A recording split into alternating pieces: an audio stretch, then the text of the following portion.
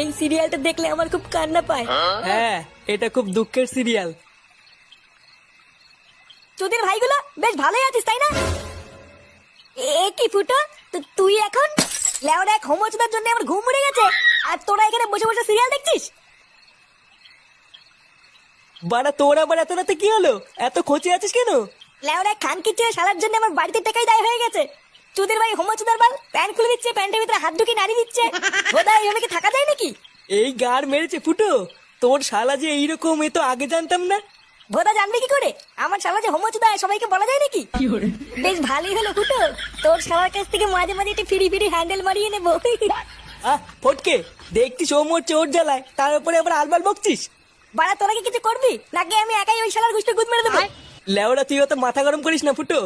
দাঁড়া, কাল সকালটা হোক, আমাকে একটু ভাবতে দে কি করা যায়, তারপর তো শালার ব্যবস্থা করছি।